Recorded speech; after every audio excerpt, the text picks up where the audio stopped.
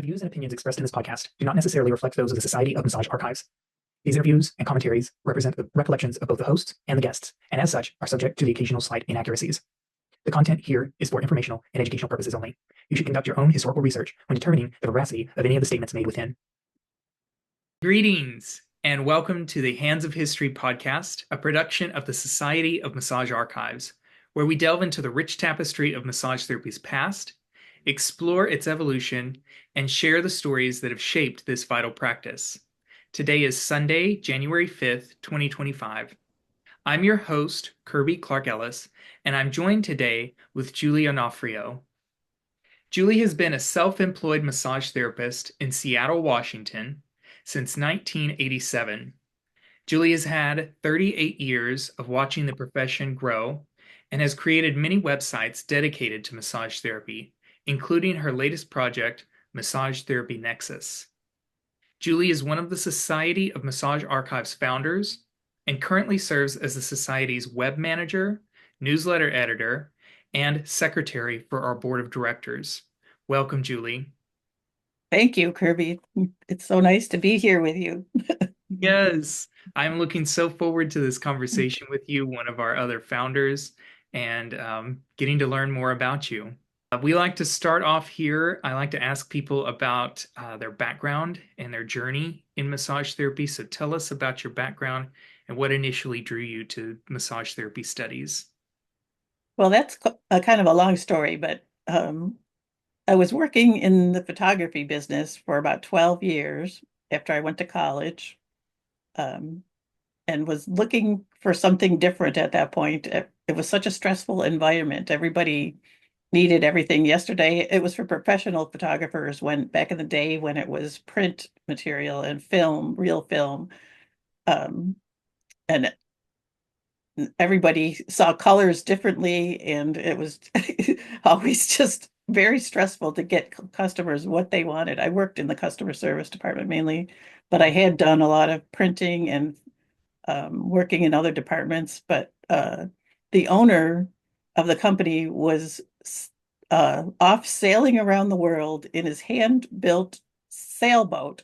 And I thought, there's just got to be a better career. And I read about going to massage school on the back of this newspaper called The Weekly that we had here. I don't know if it's still around even, but it would have this back page like go to, and it said an ad, go to massage school, learn all these things about health. Um, and I was like, huh.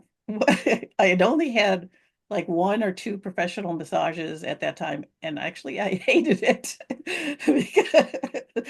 because I was really bruised from it. But although it did help my neck and whatever I went in with, a friend of mine had known a couple of massage therapists, so I called them and said, "What's a career like in massage?" And they gave me a lot of information, and within 2 weeks, I was enrolled in massage school. So yes, I went to what was called Seattle Massage School here in Seattle. That's was taken over by many different organizations through the many years. But that was in 1987. I went to massage school and had basic 250 hours of training at that time, because that's what was required at that time. Gotcha. You said you received massage before you started going to massage therapy. Is that right? Just a couple times though, so it wasn't anything like, oh my gosh, I got to become a massage therapist because it's so fabulous. And I had never really thought, oh, I want to be a massage therapist and like touch people. Like what was that about? But I didn't have any qualms about it in massage school. Lots of people were worried about that part of it. I think I took like a 1 day intro to massage at the school. Like they taught us some basic massage things and to see if we were a good match. And I just signed up and went and figured it out, and left my job and started a business right after. Didn't get my license till 89, I think. All right. What was the additional training? Was that in massage therapy as well? Yeah. It was just at that time they called it an advanced training at the massage school, because we were right at the precipice of when they were changing to 500 hours. So they were adding 250 hours like the next year. So I think it was the pilot program for that probably, or the beginnings of that changeover. Gotcha. Very interesting. So, You always been licensed in Washington then? Any other states? yeah, only in Washington. Did you go into working for yourself at that time? I had a couple jobs that they weren't really jobs at that time. There weren't many like employee jobs. It was all independent contractor stuff, but we are all misclassified. And then I started my own business with a friend of mine from massage school. Um, I guess one of the most interesting things that was happening at that time was this was when AMTA was creating the National Certification Board, and they were um, moving into that and saying, oh, people had to be nationally certified, and nobody knew what that meant. And it was like a sort of a very confusing time. And there was a lot of people who were against being nationally certified, and mainly because we didn't know what it was or why we needed it. And AMTA had just come up with this thing and was sort of forcing it on everybody, it seemed like. Hmm. And it was never a true national certification, which was part of the problem of it all. But I just remember being in that quagmire of things, like trying to figure out who AMTA was at back then. I didn't even know, or even ABMP was just coming on the scene, I think. There Gaining. wasn't really any clearly defined, like the associations, we didn't know what they were doing, or I didn't, because at that time you just really want to just start your career. Tell me about how did you start to get involved or hear about the associations? Was it through the national certification exam? No, actually, I've never been nationally certified. Actually, in the beginning, I actually volunteered for an organization ca- called the Northwest Massage Practitioners.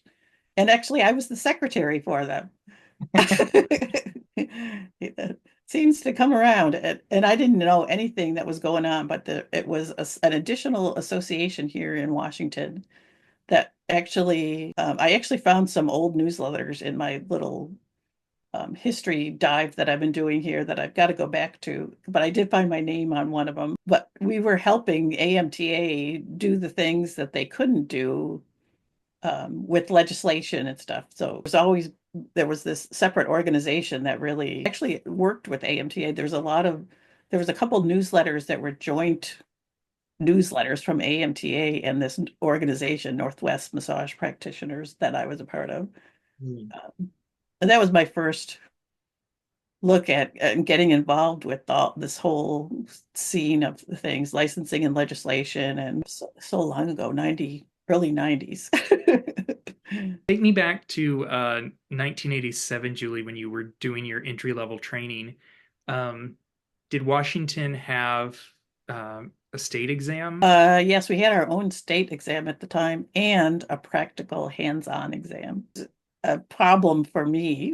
Tell me more. I actually failed my first state board exam because of the hands-on thing. Because we had to take a model and give them a massage, and it was held in the basement of an old hotel near Olympia, where the Capitol was, where the light board of massage was.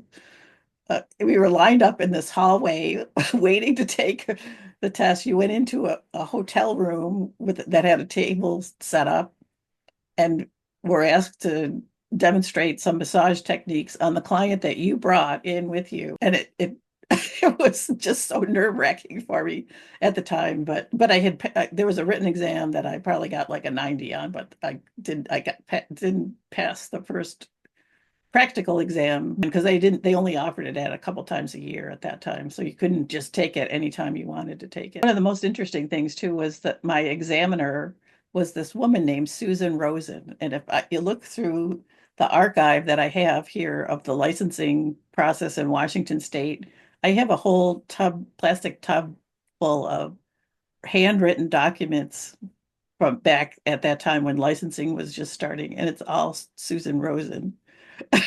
She was part of the AMTA for the longest time. And she also was with part of the group that branched off from AMTA about I don't know, 2015. We formed a new association in Washington State called Washington State Massage Therapy Association. I got to work closely with her, and I told her that story once that she failed me in my first state board. No. And we were just laughing. But you didn't let that stop you. But I got over it. It's just funny how it's sort of a really small world when you think about it. Right. Yeah. Absolutely. Connections and interlocking webs of people who know each other in the profession. Tell me again where you attended massage therapy school. It was just called Seattle Massage School. Okay. And was that just one instructor, or did they have a staff? They had a staff, but it was owned by this guy and his wife, Paul Rureka, and his wife was named Nancy, I believe. Actually, I find their names all over the history of the licensing thing too, and they were on the state board or involved with the state board back then, which I was surprised actually because I didn't actually know all that at the time of going to massage school. Nancy was a nurse, I believe, or maybe Paul, maybe it was just Paul that was the nurse. I can't remember, but they, had a medical background. But Paul was the worst teacher in the world. He taught us muscles, anatomy, and physiology. Back then, it was those overhead machines with plastic sheets of. It was just pictures of muscles, origins, insertions. We did that for like 2 days, and that was it. You learn your muscles. But meanwhile, there was this really dynamic teacher there, Carrie Ann Plunkett, who knew all these osteopathic techniques, and she was teaching us stuff in a 250-hour course on massage, which is sort of unheard of these days. So, and she brought in people like Leon Chaitow to teach special classes for us back then. It was above and beyond what most schools now today have. And actually at the time, I didn't actually even understand most of it. But being exposed to all that at such an early part of my career, it sort of held on somewheres because that's where my career took me into more medically focused sessions. So awesome. Laid the foundation for you. Yeah. Were there any specific textbooks that your school used to teach from, to instruct? Just the basic anatomy textbook. I might even have it. And I actually just threw out my notebooks that I had. No, Julie, why? I took pictures of them because there was two like bound, spiral notebook, or not spiral, but with the metal clasps in the middle that holds all the papers together. They were handwritten notes that were created that were at massage school. I took some pictures of them. I'll have to get them out. I think I posted them on my own history page a long time ago. But that was our notebooks, spiral notebooks of like this was our massage school. Like we didn't have textbooks, any good textbooks back then. Well, so those notebooks were what actually took me into my career of doing online website stuff, because I took all of those notebooks, put them on a website. What year was that? 1992-ish. Yeah, yeah, it had to be 1992. Like I took all my notes from massage school and put them on a website. And at the time it was called thebodyworker.com. And that site went on to make me regular income until about 2009. Really? When I actually took it down. It was just like 1,000 pages of website information that I made money from Google ads on it. So I finally had to take it down when the whole internet thing changed in 2009 with Google changed their algorithms, so none of the websites were getting found by Google anymore. 1992 would have been kind of the first start of the real internet. Yeah, it had to be later now that I have to think about it.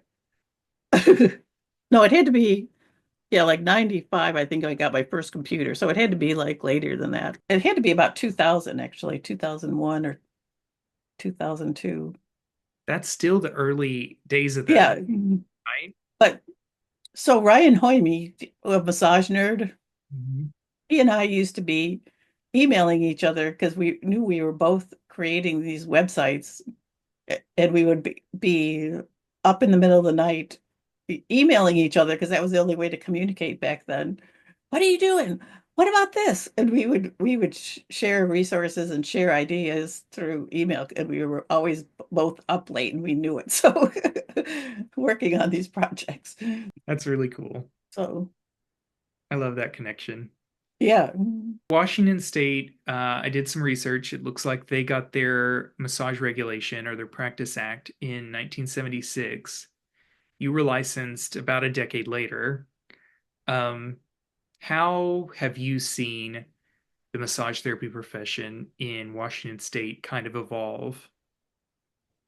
I was actually part of the beginning of the movement towards being covered by health insurance, by being part of healthcare. We were classified as healthcare providers from the early days. There were some stories that I heard that some of the people, Susan Rosen was one of them, that at the time who got us into that category. It was sort of almost a mistake that the language was put in some law that said that we could be healthcare providers, but someone had caught it.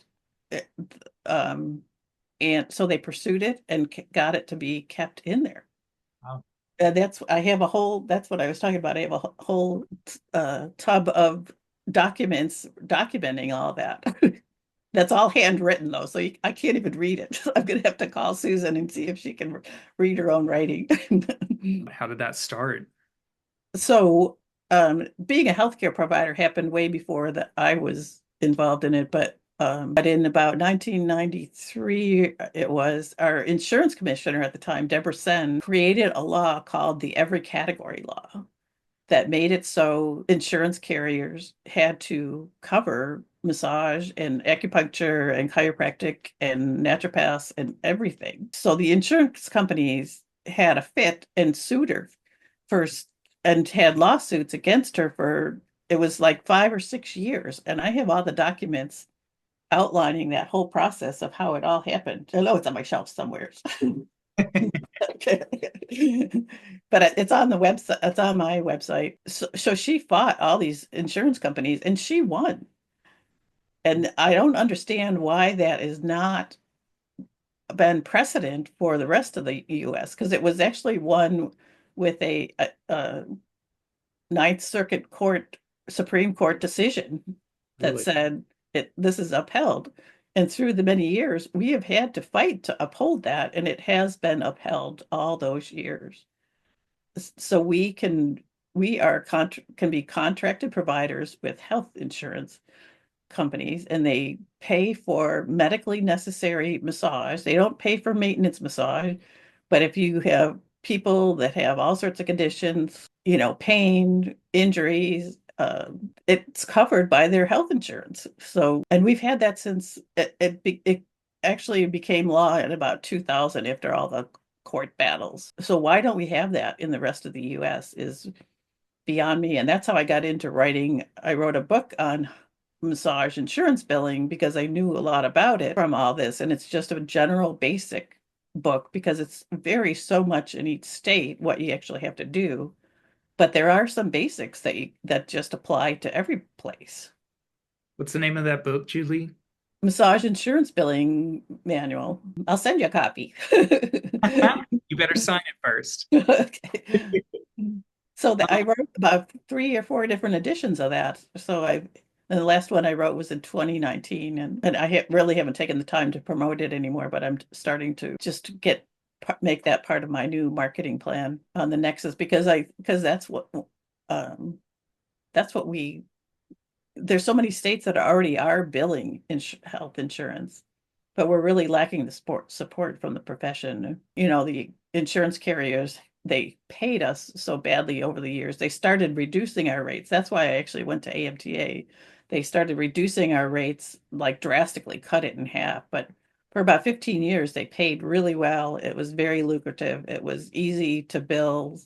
Sort of, it was all done by paper and mailing bills into insurance companies, where now it's all done online and they do direct deposits into your account. When do you think you noticed, or when did it start to change that it wasn't as great or as lucrative as it once was when the rates started to change?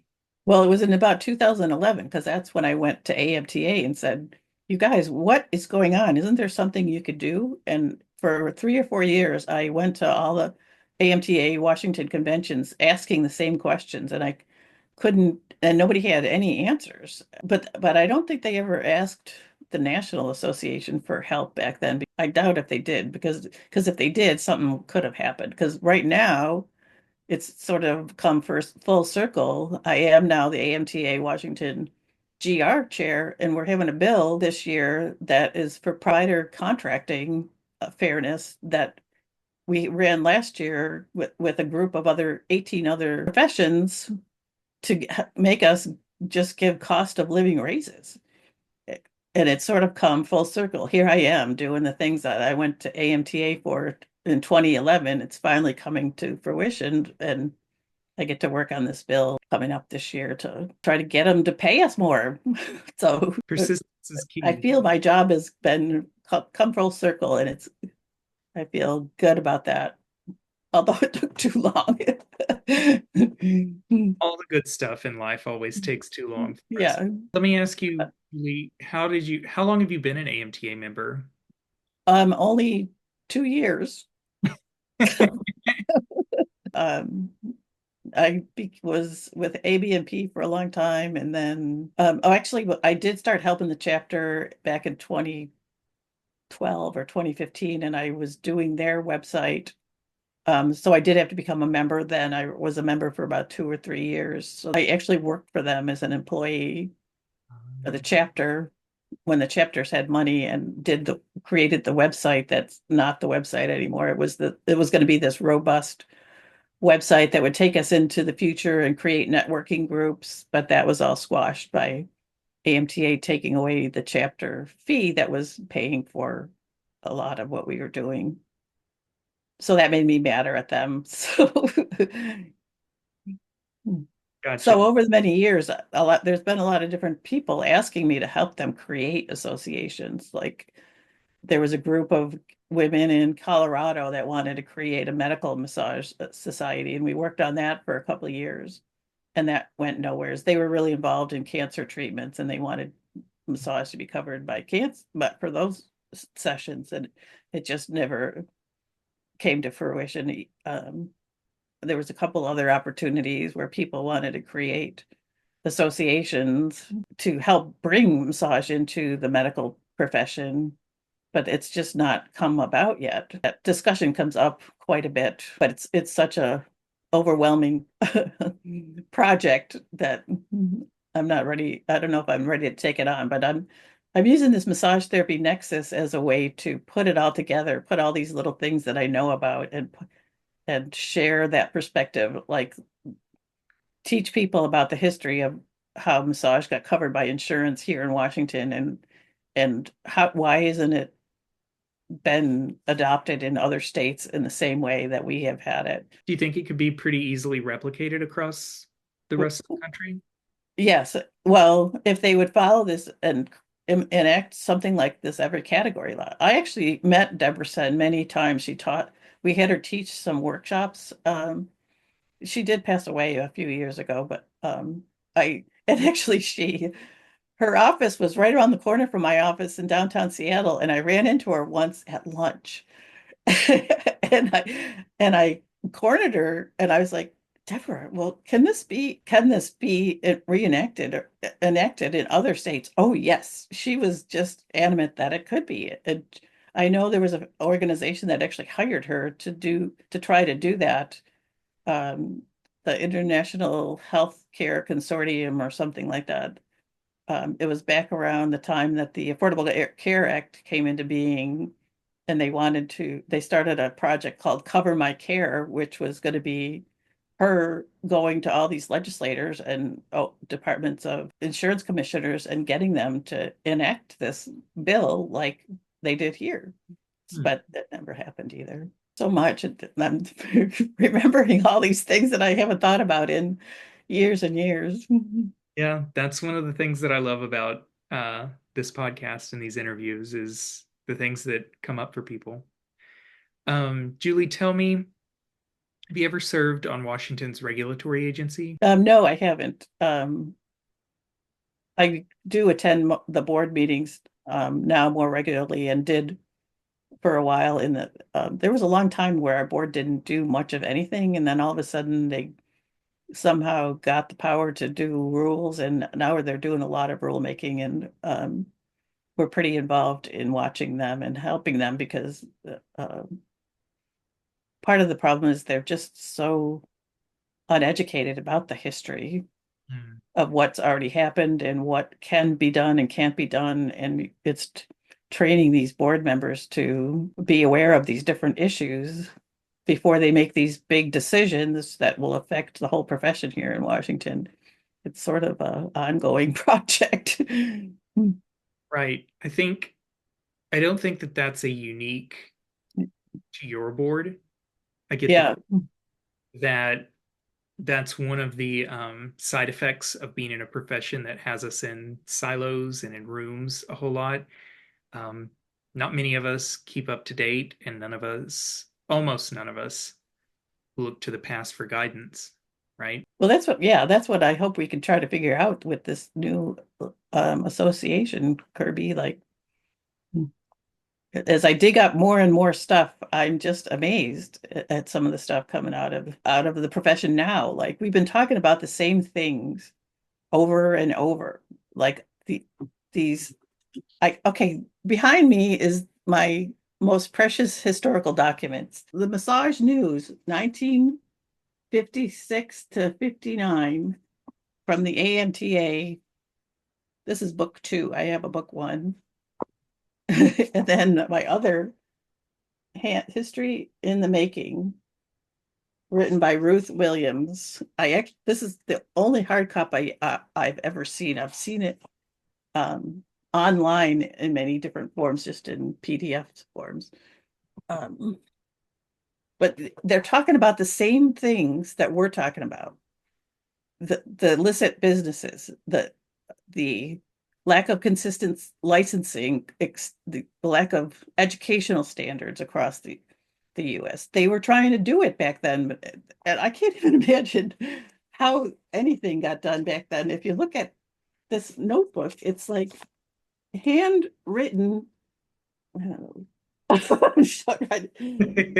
can't show you. Like, where is it?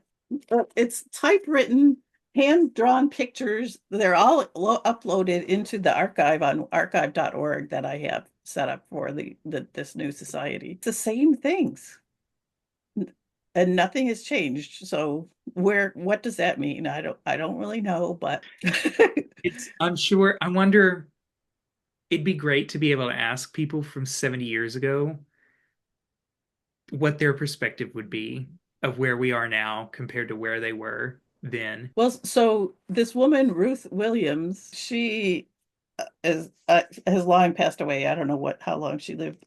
Her daughter is a woman named Patty Kruschke, who lives in Spokane, Washington, who had a massage school over there for years and years. I'm trying to get her to see if we can talk to her.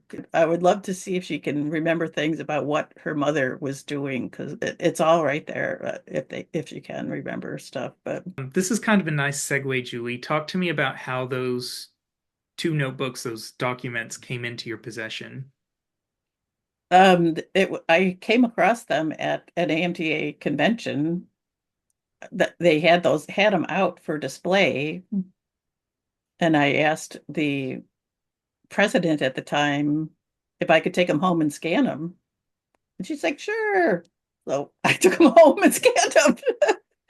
And well, actually, this other little thing I found later, in our AMTA Washington, we have a storage unit, and I still think there's some other goodies in there. And I'm going to be actually contacting some of the AMTA chapter presidents to see what historical documents they have about their chapters, and see if we could put it all together. I would love to write a book on the history of the American Massage Therapy Association from 1943 to now. Yeah. Mhm. 80 plus years. Yeah. Are there any particular periods in massage therapy history that really fascinate you, Julie? I used to be really creating a lot of the timelines from all the eras, but I think the most fascinating is just the current history of our profession from 1943 to now, because nobody's really documented that. Like we have all this history about these old people, Greece, everything came from Greece, China, all the things in the late 1800s, early 1900s. There was lots of big scandals in the massage world about the illicit businesses. That's how the Physical Therapy Association started.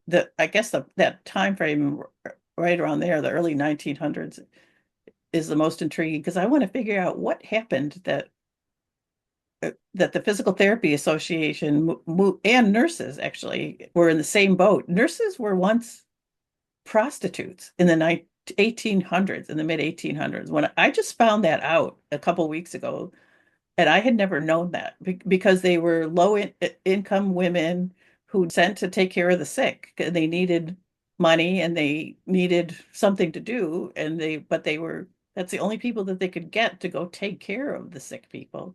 But then Florence Nightingale changed everything when she came out and said, let's make this more scientific.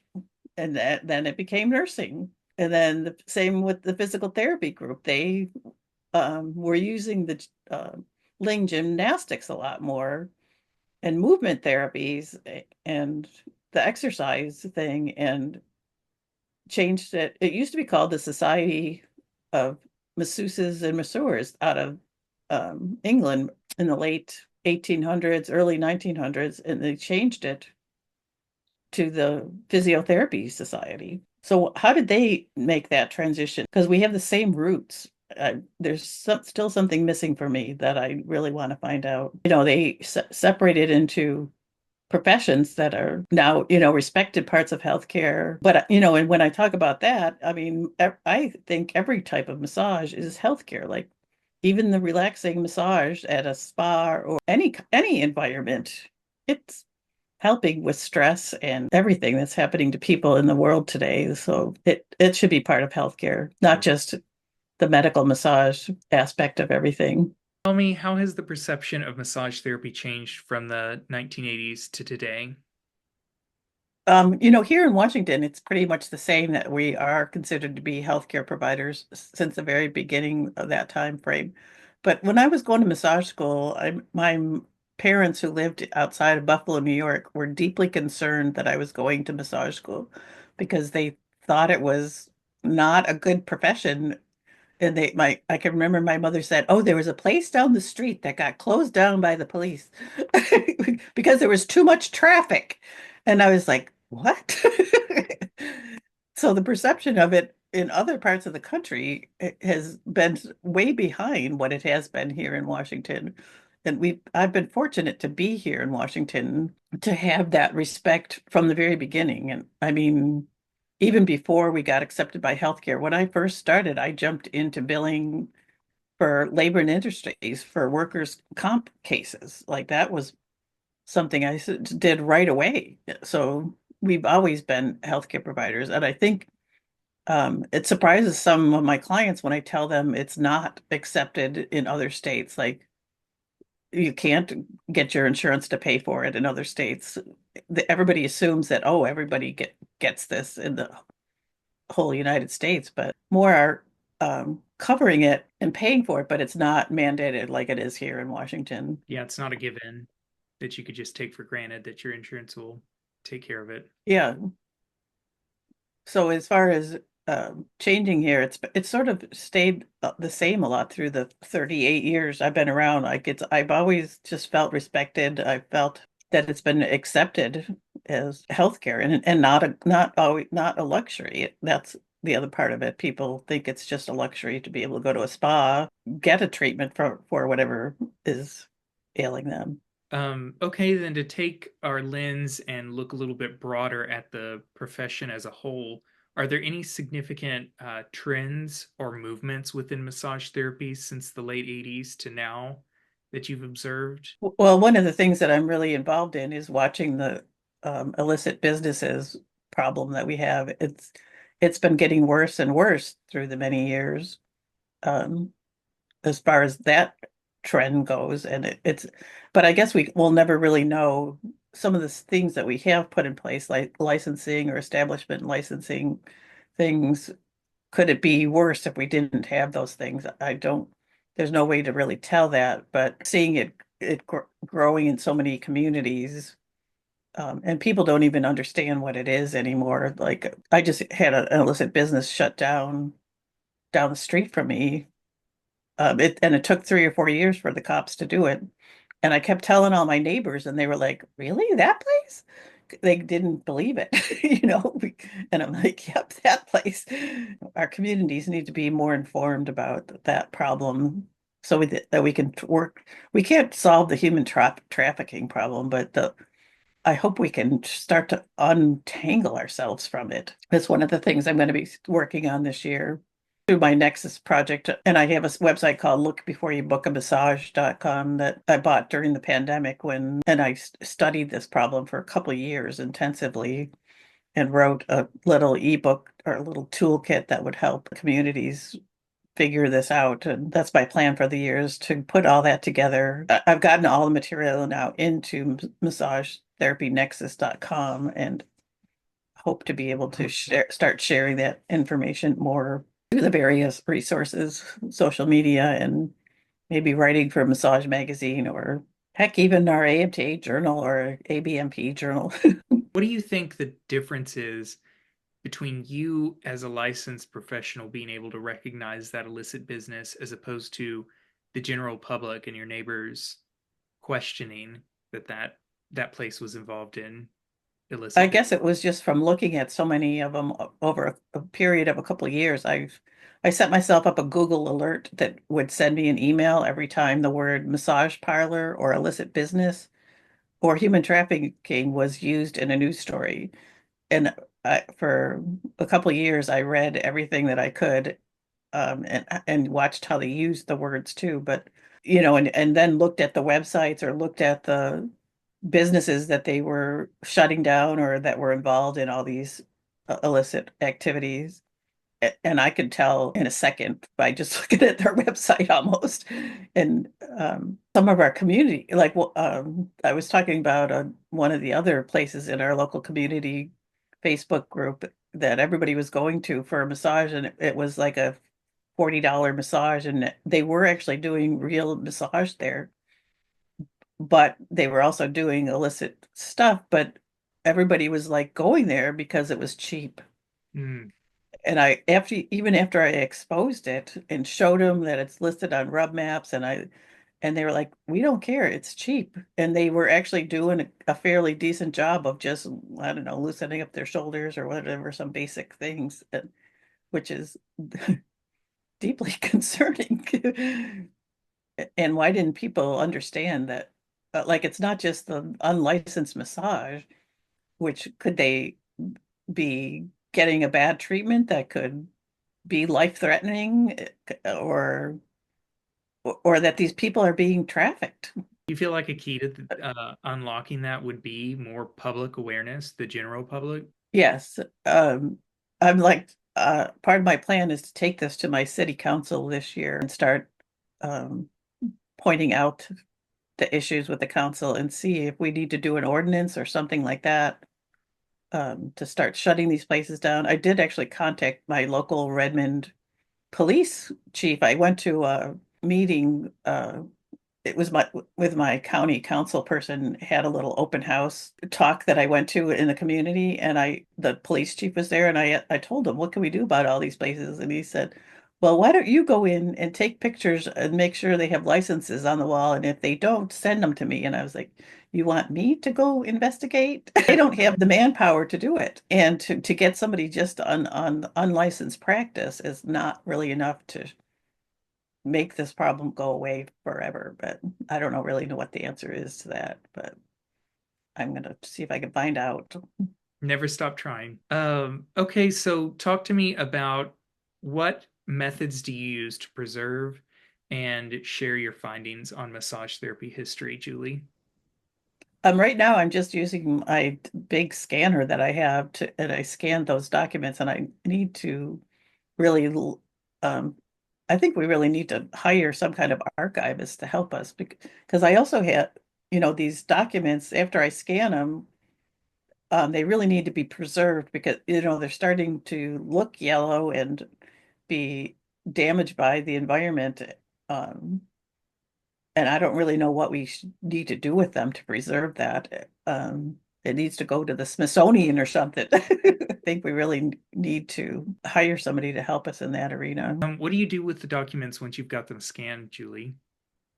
So I've got an account set up at archive.org, which is this really amazing website that catalogs many websites from the past. Like you can go there and look at websites look at the pages and information that they had on the websites and they have it cataloged by year and date and month.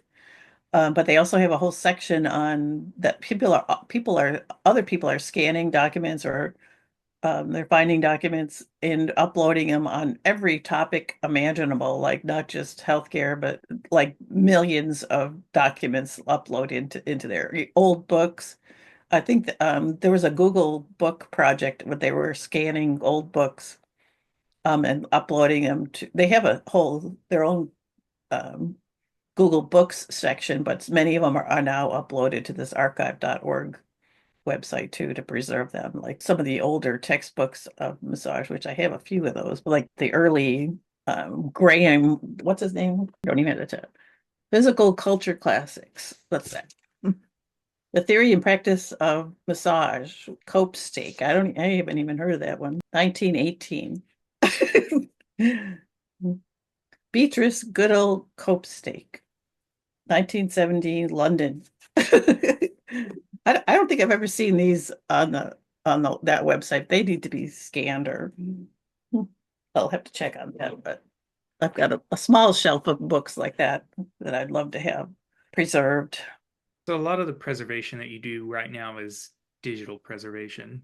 Would that Yeah. be? And like I said before, I had a bunch of the timeline that I did previously that I had when I was putting the bodyworker.com up, I was going through all the massage textbooks at the time, and they each had some timeline or some kind of history on it. So I would pull little bits and pieces out of it and created these massive timelines of information.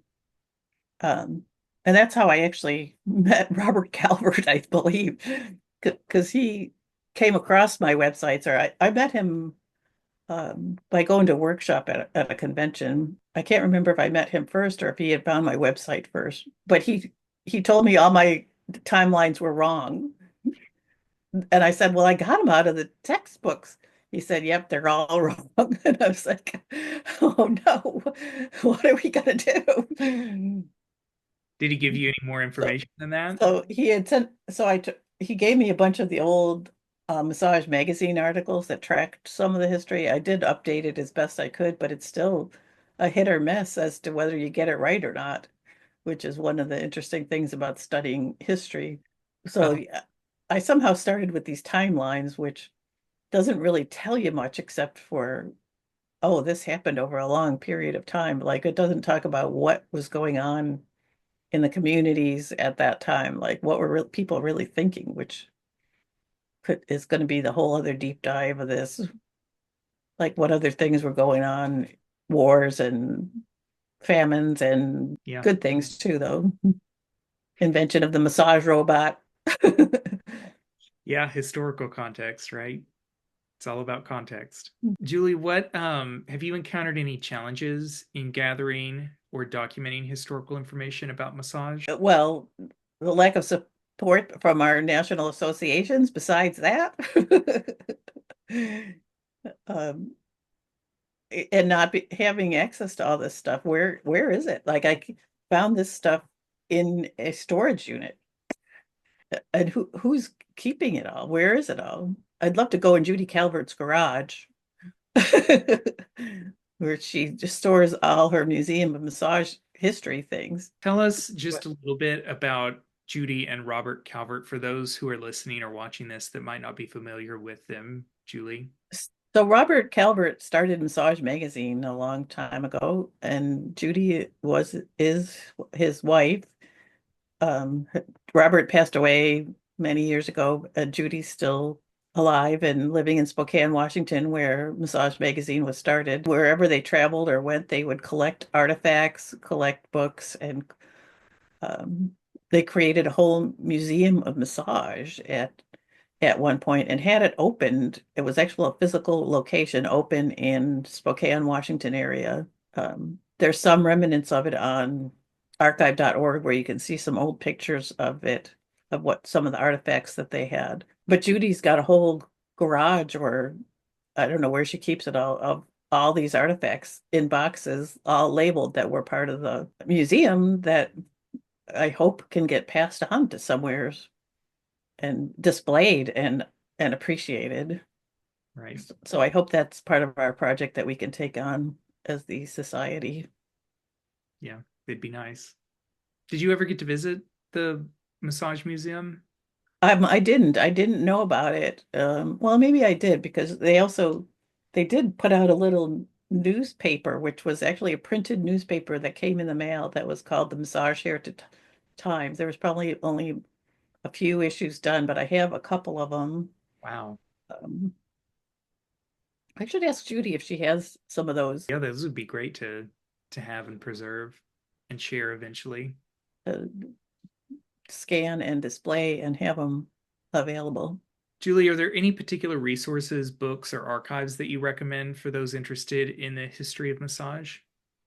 Well, there's a lot you can find online. I'm trying to create a resource for our people who are interested in supporting the society here. One of the biggest things I just came across this year, actually, the books that I haven't totally read, was Essays on Massage History, 1750 to 1950, by Leonard Goldstone.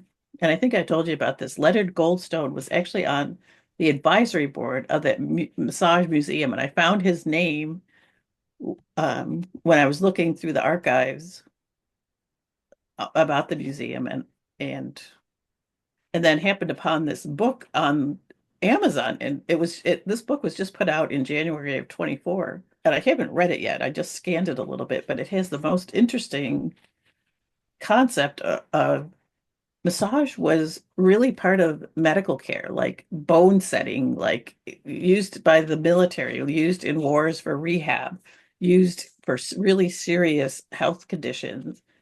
And we somehow got away from that. Remember just reading towards the end, he was like, we need to change our focus of research to go back to researching how can be massage used like in those orthopedic conditions and other things that are all contraindications right now. Can you massage a broken bone? Somebody was a long time ago. So I hope to be able to sit down and read this book cover to cover and maybe take it to the Massage Therapy Foundation. Say, here, we need some new research on bone setting. I'm sure they would love that. Let's move on to a discussion about the future of massage therapy. What do you think the future holds for massage therapy in terms of historical research and practice? Some of the things that I'm finding in history, like I said before, we're just repeating ourselves. We're saying the same things that we've said over and over.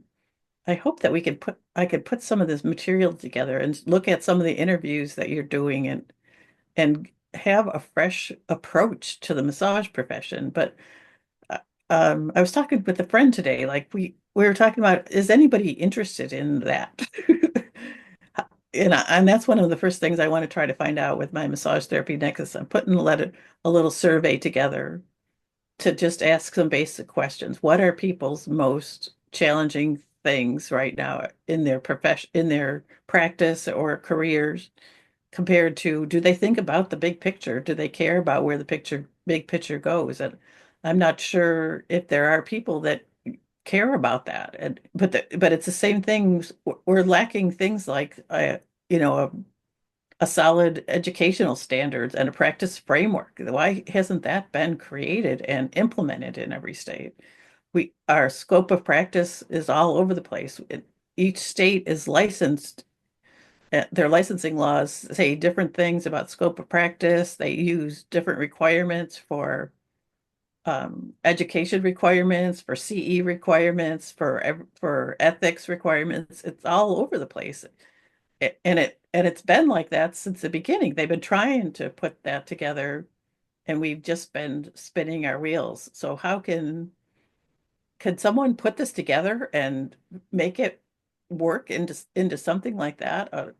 Not that we want to be like the physical therapists or the nurses or and have that much responsibility of patients, but I don't know, where could all this go? Could it be put together in a more cohesive profession that has similar things that you can do in every state, um, and has a good image in every state as being a part of healthcare and a part of life?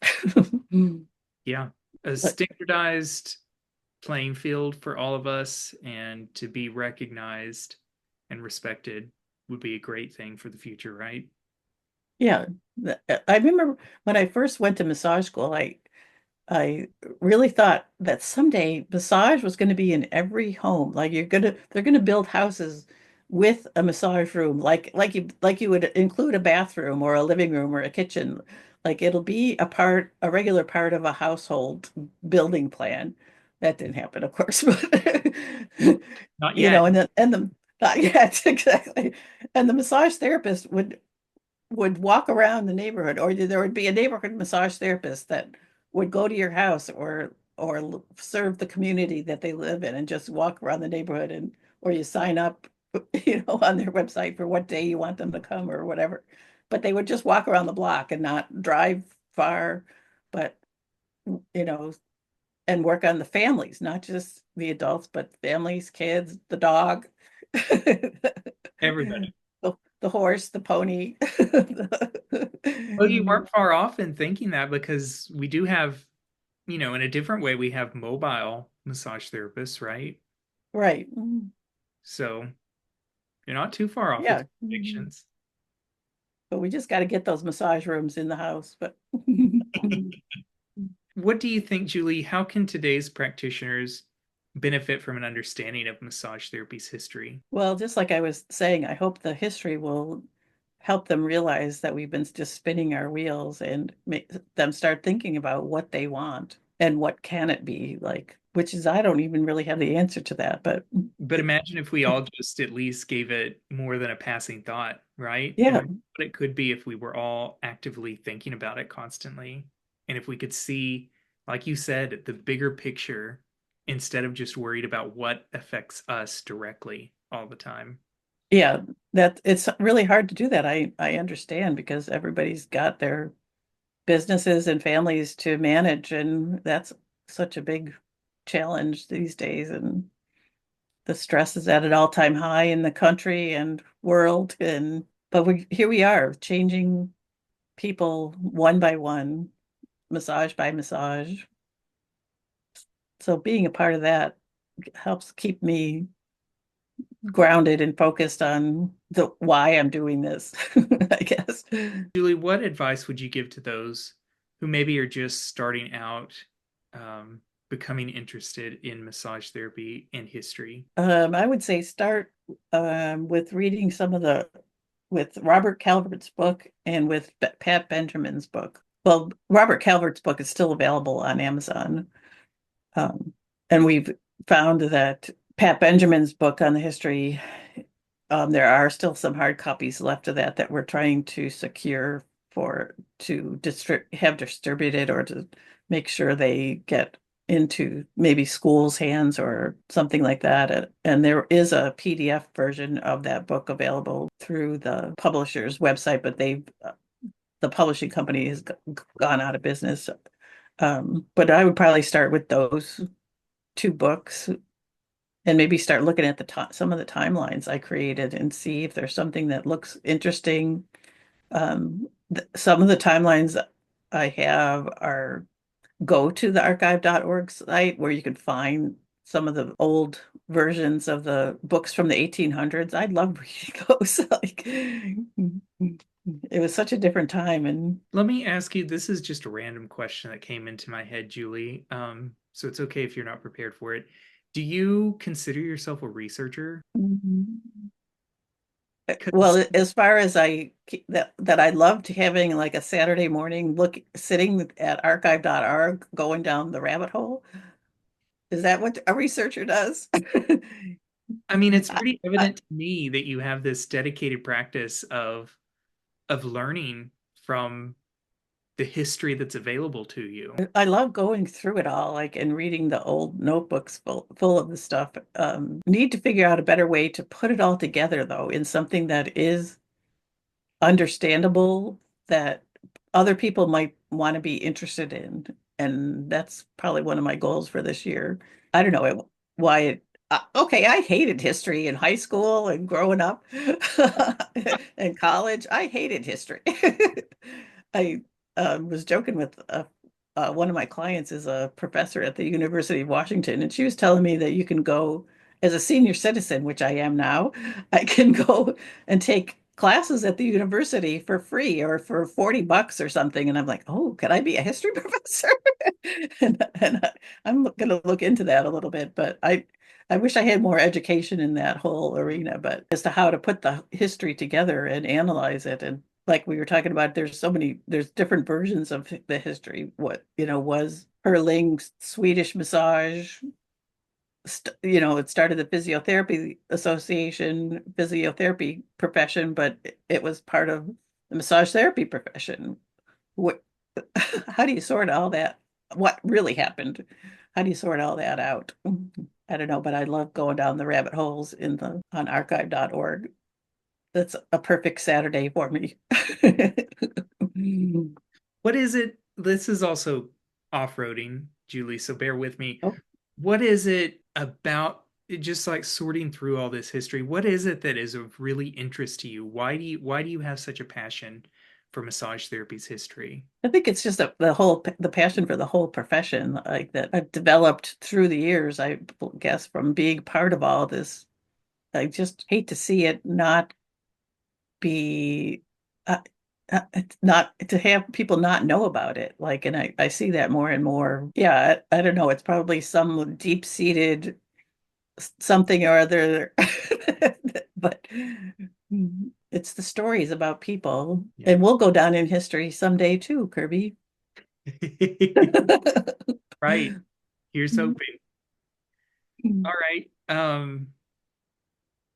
Let's move into some personal insights, Julie. How has your understanding of massage therapy changed as a result of your work in massage therapy, and especially through the lens of the work that we're doing with the society and the work you've done in researching massage history? I don't know if it has changed. I'll think about that a minute.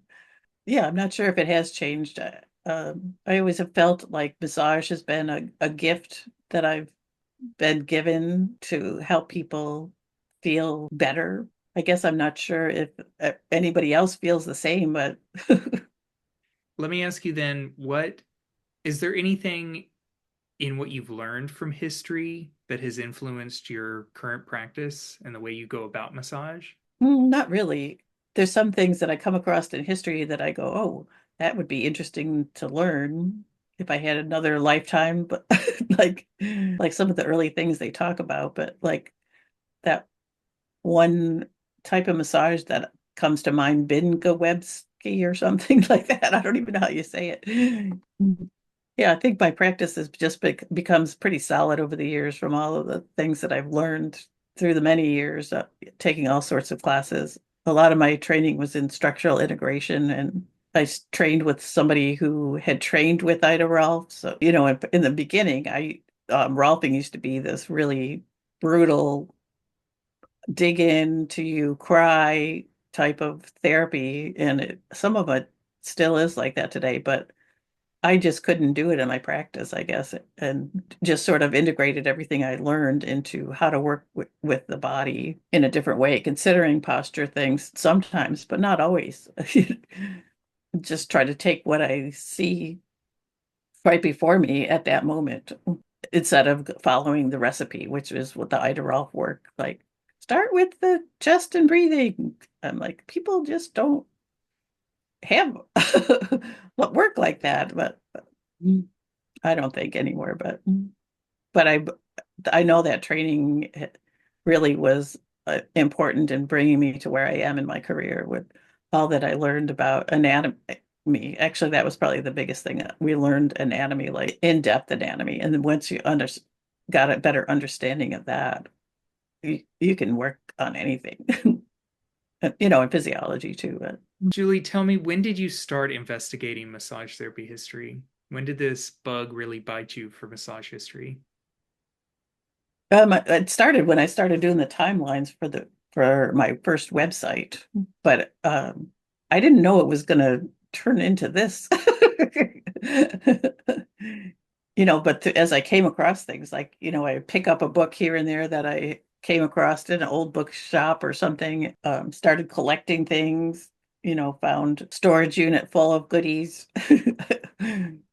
It's become like a little treasure hunt.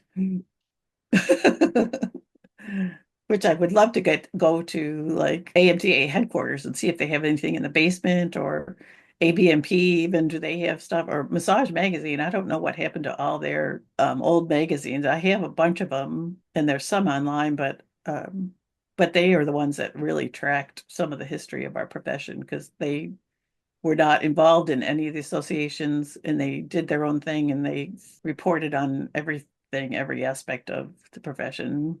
Right. When you look back at some of their older issues, it's kind of incredible what they were able to do and build for themselves, Yeah, right? yeah, they tracked a lot of all the happenings that were going on in the massage politics world, and they weren't afraid to not put it out there. We don't see that anymore today, and or the old Massage Today website before AMTA bought it, they did that too, and that's where I'm getting a lot of information from, the old massagetoday.com on the archive.org. Like, you can go back and find all the old editorials that were done on some of the big changes that were happening in the profession. Like, there was a big lawsuit against Massage Today. There was lawsuits against different organizations. There was just a lot of stuff that nobody talks about, but I don't know even if it's important to know these things anymore. But there was a lot happening in the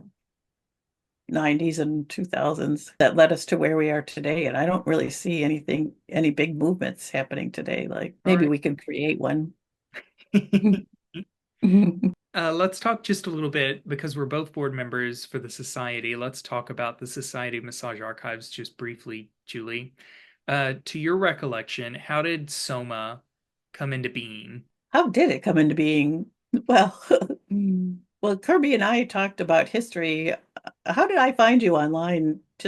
I can't even remember. But I met you at the convention in Tampa, the AMTA convention. I met you in person there. Did I meet you in person before that? Uh, No. I believe it was Phoenix. Oh, That yes, in Phoenix. Yeah, sorry. That's all right. That was our first time meeting in person.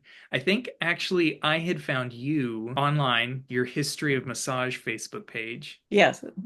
I was really interested in massage therapy history for a regional project on the history of massage in Arkansas.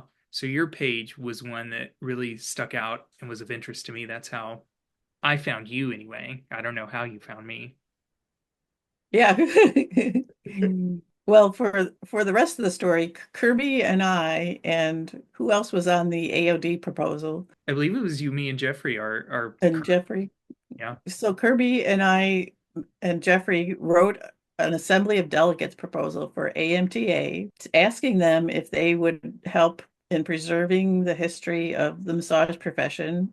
And we did a very nice write-up as to why think we needed it. And our proposal was rejected, and we were sent to my website for reference.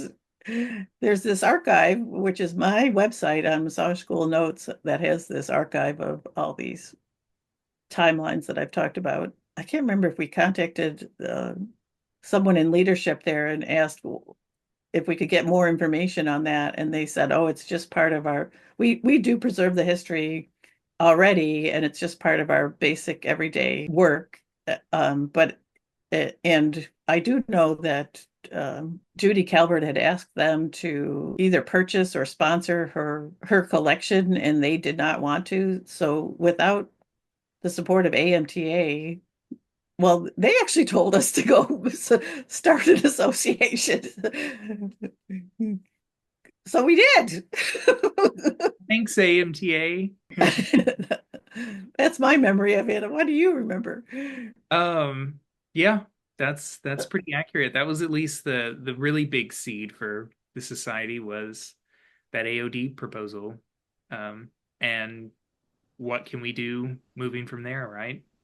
Yes, for anybody that doesn't know, it's the Assembly of Delegates is the way you can approach AMTA in getting them to work on projects or to create task force or to do whatever is asking for, and they usually look at one topic each year and one topic that they want to statement about a type of a condition that massage could help. So they do that every year at the national convention. AMTA or any members, I think, can write a proposal and they go through and accept or deny or they pick two topics out of the many that are submitted. So there were many others submitted at the time. And two got picked, and that our history one was not one of them. So we had to do our own history society. And here we are today. Yeah. Tell me, Julie, you personally, what are your hopes for the work of SOMA? That I would love to see a actual history museum somewheres in the United States. I don't know where.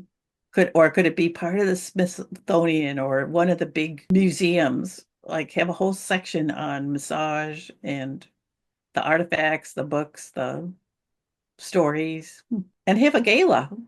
Maybe that's in the works someday. I mean, that's sort of like uh, I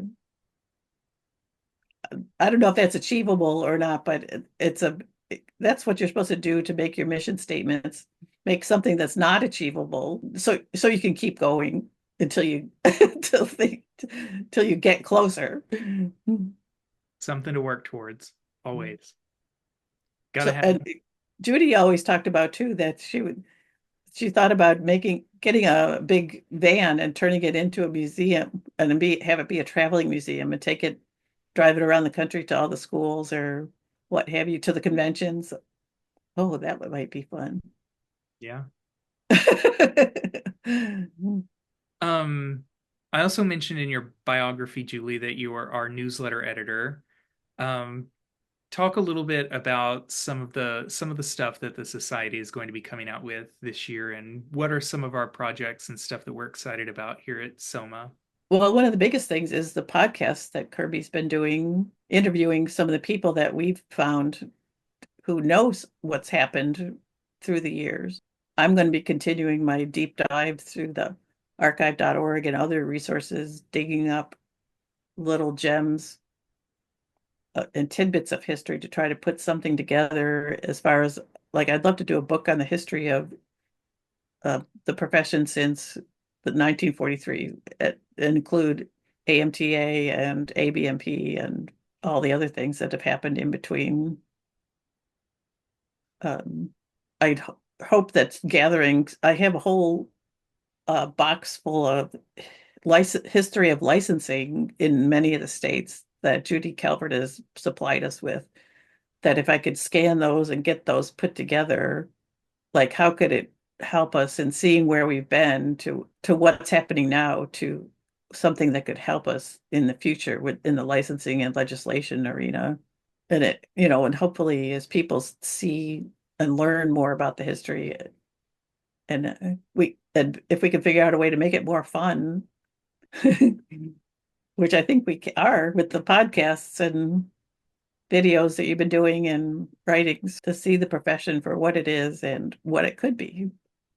Yeah, definitely. I think one of the things that I'm seeing from each of these interviews we've done so far, sharing our stories and our history it really allows us to connect in ways that maybe we otherwise aren't aware of.